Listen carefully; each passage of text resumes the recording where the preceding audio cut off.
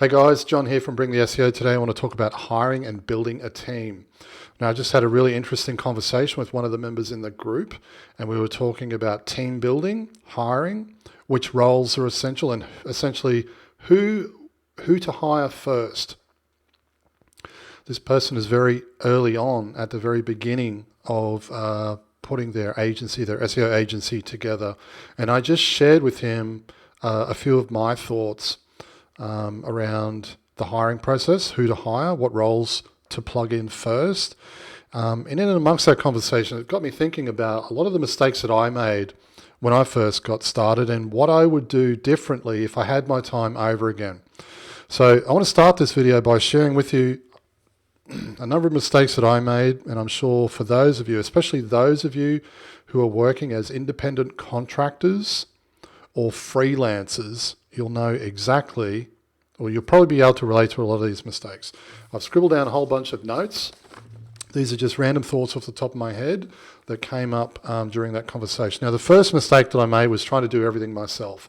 Now, this is the quickest way to burnout and failure. You've got to hire.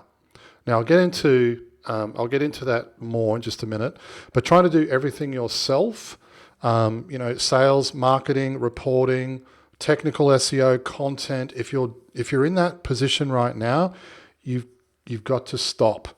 You must hire. Now, that problem of trying to do everything myself was compounded even further by trying to offer too many things. And this is certainly a huge problem for a lot of freelance SEOs in particular. They refer to themselves as SEO consultants, but they're offering web design and logos and content and reputation management and social media marketing and email marketing. I mean, I've spoken with several people just this week alone who are offering dozens of different services. Now, as I said, if you're trying to do everything yourself and you're offering a million different things and you're saying yes to everyone for anything, it's going to end in tears. I can guarantee you that. Now, of course, the issue that comes about when you're in this position is that it becomes impossible to build out processes. And I can tell you that it's difficult enough building out processes around one service offering, let alone several. So if it's just you're trying to do a million different things and you're doing them on your own, trying to build out efficient processes around any of that is going to be impossible. Now, coming back to my point that I mentioned just a moment ago, one bit of advice that I used to get all the time, and I used to do my head in because I'd sit with people in networking events and groups and so forth, and I'd say, John, you've got to hire. This doesn't make any sense. I used to get so frustrated with that advice because I just didn't have the money to hire. So it was chicken and egg stuff. And I'm sure, especially again for freelancers, they'll be thinking, yeah, that's advice that I got too. And it does my head in. I'm not making enough money in order to be able to hire the right people so that I can actually grow my business. And this is where you get into this vicious cycle, right? You're having to say yes to the wrong types of clients. You're not making enough money. You can't hire. So you get caught up in fulfillment and around you go. Now, the solution to that is to firstly get paid first. You've got to get paid first. I'm still amazed at the amount of people, SEO consultants that I speak with, who are chasing late and non-payments. So in order to solve that problem, you've got to get paid first. And secondly, you've got to charge a premium, right? You're not going to build a team and be able to hire talented people if you're charging $300 a month. Right? I want to come back to that point in just a minute.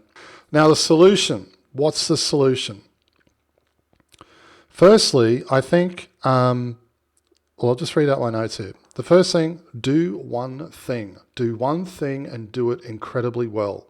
In other words, get rid of web design, get rid of hosting, get rid of logos, get rid of social media, get rid of email marketing, reputation management, all of these things. I even see many SEO consultants splitting out SEO as multiple service offerings, local SEO, enterprise SEO, content, Google Business Profile Management. I mean, bring all of those things together and make it part of your default service offering. Now, I know a lot of SEO consultants might screw their nose up at that and say, well, they're different. They're not the same things. Well, I think if you're in any type of situation where your service offering requires multiple different processes and procedures that prevent you from being able to automate and scale, then that's not a good thing. And this is why I say do one thing and do it incredibly well. You want to build a reputation and actually be known for something. So that's my first point. Do one thing. Bring your service offerings down to one thing. The next thing that I've scribbled down here is be prepared to spend time in the trenches, right? You're not going to onboard 1 or 2 clients and be able to hire an operations manager and, a team of 12 people. That's just not how it works. It certainly wasn't for me. I found that I had to spend some time in the trenches in order to get an understanding of workflow and operations and exactly where the pain points were and who to hire and what roles to fill and everything else. In order to get to that point, I had to spend time in the trenches, right? Now, spending time in the trenches is valuable, even though it sucks. It's valuable because you gain insights into how things need to work. Now, that, of course, will help you in terms of building out processes and being able to provide instructions to team members when they come on board. The problem I see in this space is that people two things usually happen. They either spend too much time in the trenches or they get stuck in the trenches, right? And this is fairly typical. They get, like I said a minute ago, they get caught up in fulfillment. So be prepared to spend time in the trenches. Now, there are 3 positions that I hired initially that got me through. That was content. So 1 or 2 people to help with content because that is incredibly time intensive and you need those resources in place. The next was off-page because that is incredibly time-intensive also in terms of outreach and prospecting, and web. Any type of web-related tasks, you don't want to be sitting there digging through, trying to solve technical problems as a business owner, right? So those 3 areas in particular: content, off-page, and someone to handle your web stuff.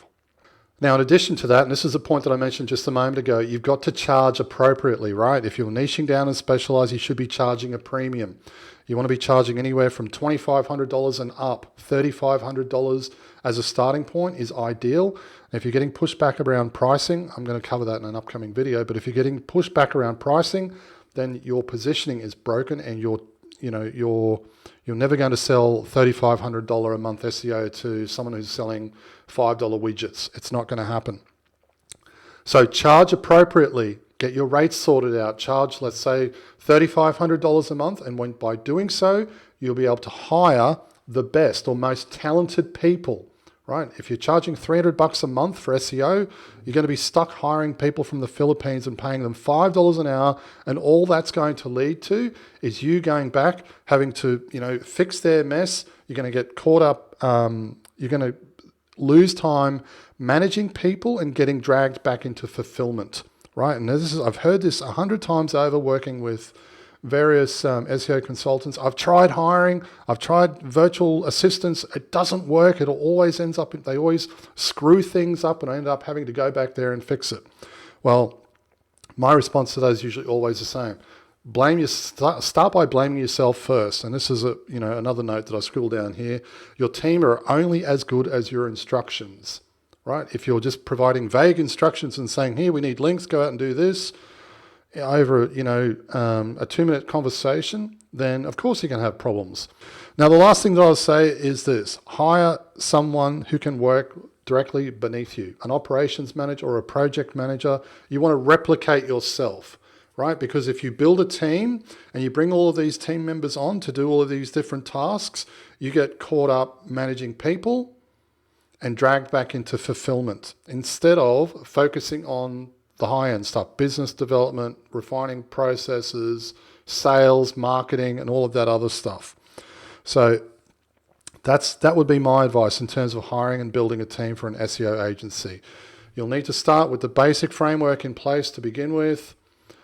Spend some time in the trenches. Then once you've established yourself to a point where you can bring on an operations or project manager and have someone work beneath you who can insulate you from all of that noise, then do that, but do it as quickly as possible.